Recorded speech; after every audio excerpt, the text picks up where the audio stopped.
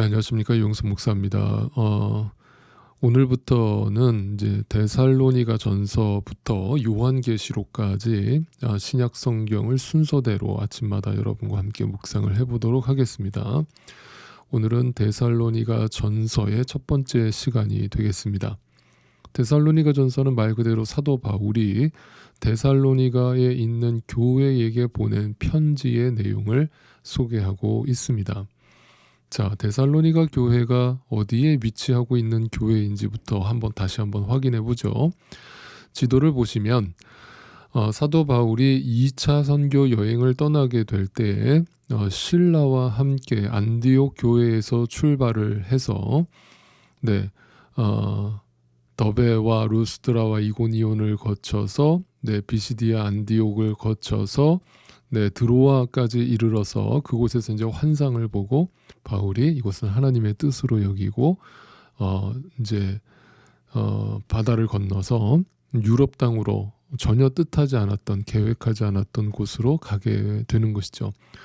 그래서 이제 세워진 유럽의 최초의 교회가 바로 어떤 교회였습니까? 바로 빌립보 교회였죠.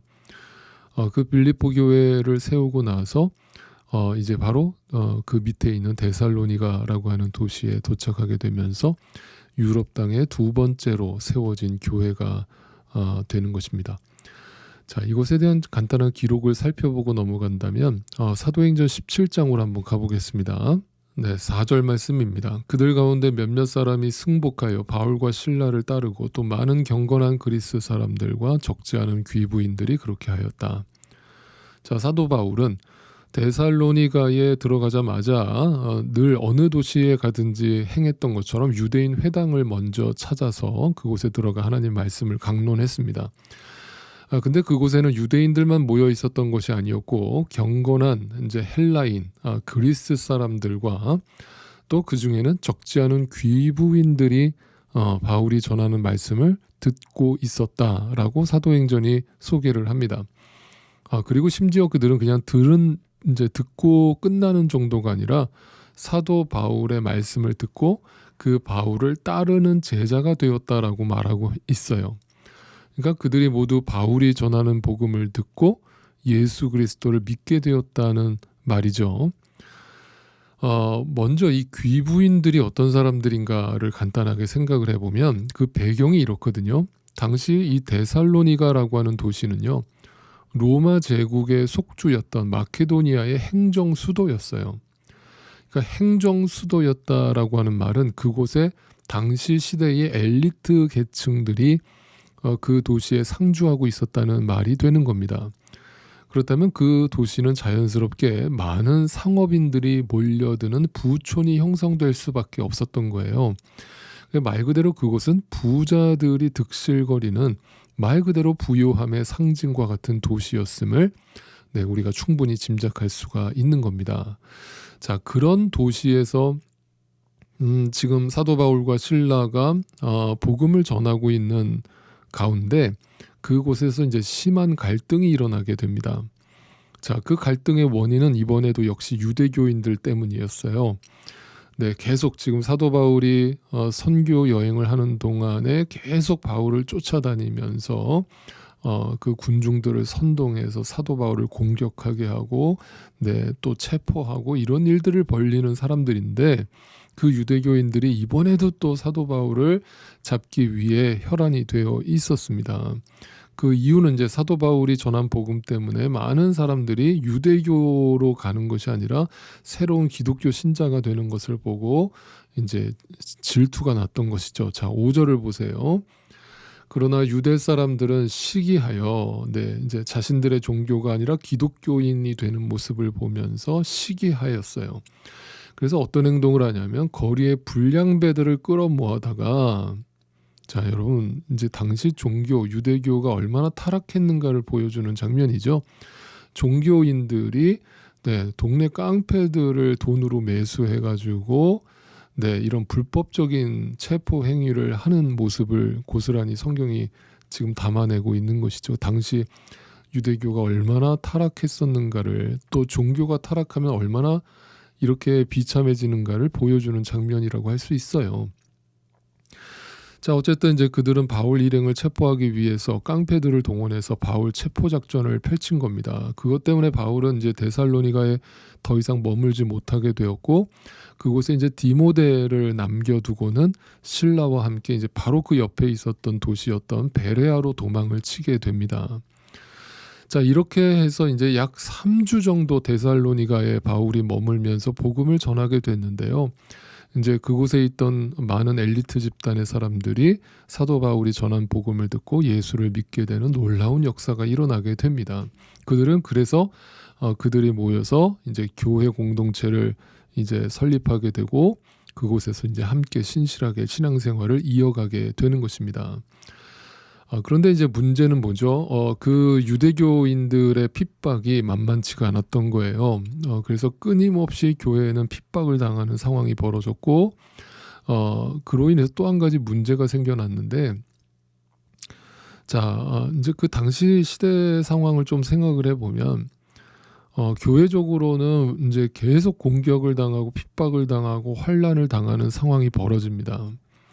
그러니까 이 땅에 예수를 믿고 나서 어떤 복을 받는 게 아니라, 예수 믿고 나서 오히려 그 귀부인들이, 세상 부러울 것 없이 살던 사람들이 더 고통의 자리로, 뭔가 이 삶의 낙을 잃어버리는 자리로 내몰려지는 거예요. 절벽으로 내몰려지는 것이죠. 그러니까 그들 마음속에는, 그렇다고 해서 믿음을 철회하겠습니까? 한 번 들어온 믿음을? 그럴 수 없잖아요. 자기 멋대로 그 믿고 안 믿고가 아니잖아요. 주님이 믿음을 허락해 주신 거잖아요.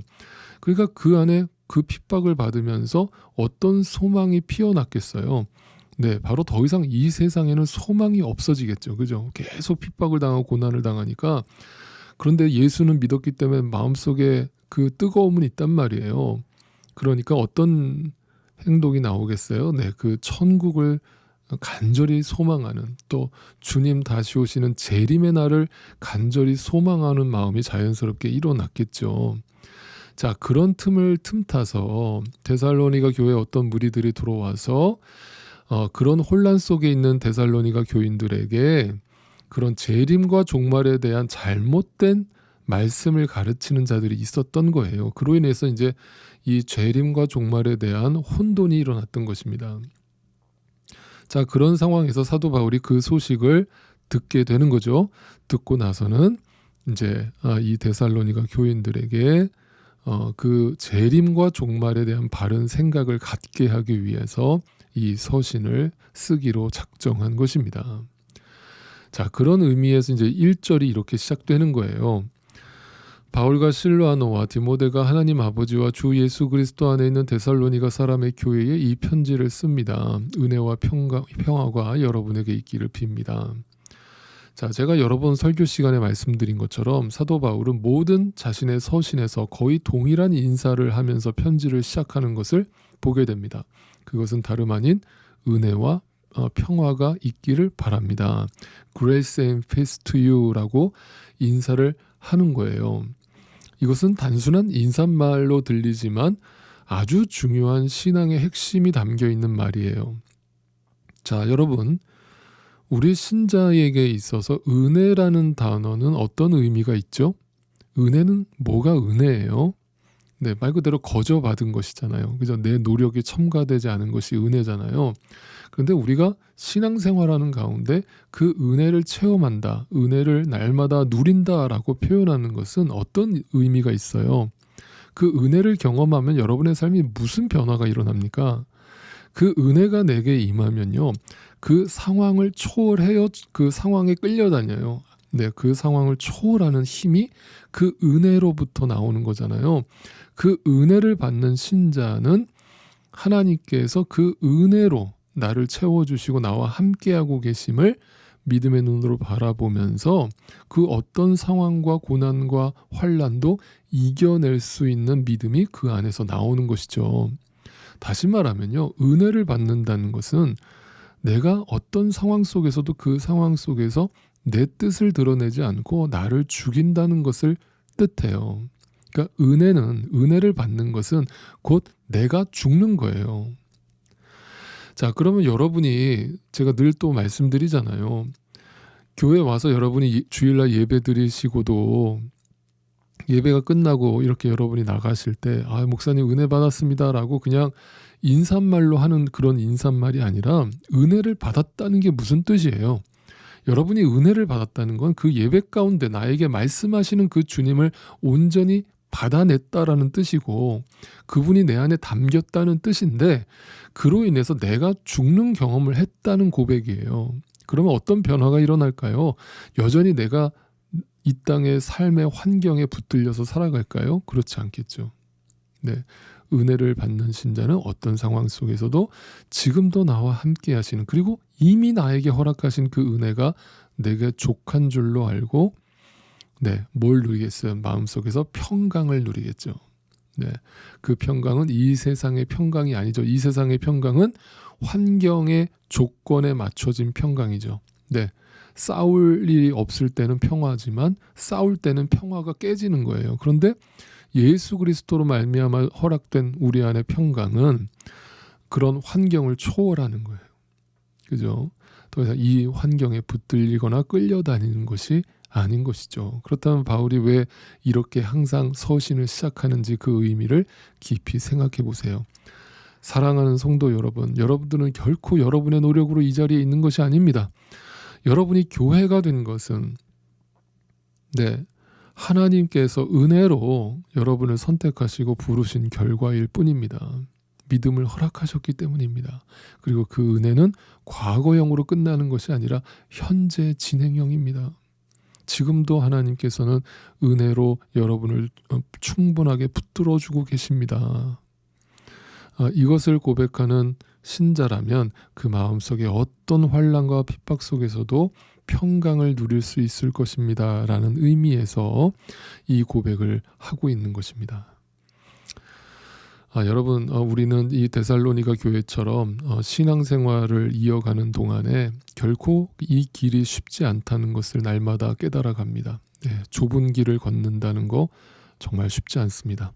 남들 다 사는 대로 살지 않는다는 거 정말 힘든 일입니다. 그런데 그것이 은혜라는 사실을 우리는 알고 있습니다.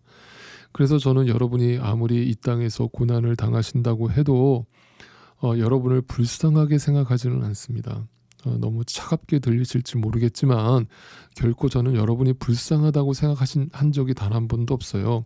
저는 분명히 여러분에게 이미 족한 하나님의 은혜가 허락되었다는 것을 분명히 알기 때문에 여러분이 고난 가운데 있을 때 여러분이 안쓰럽기는 하지만 불쌍하다는 생각을 해본 적은 없습니다.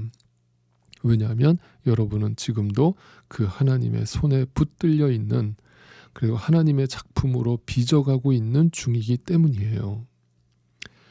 그래서 그 핍박과 또 영적인 혼란 속에 빠져 있는 이 데살로니가 교회에도 사도 바울은 흔들리지 말라고 그 인사말부터 여러분 은혜와 평강이 여러분에게 함께 하고 있고 그 속에 함께 여러분이 있다라는 사실을 믿고 의지하실 수 있기를 바랍니다라는 뜻에서 이렇게 문안을 하고 있는 것입니다.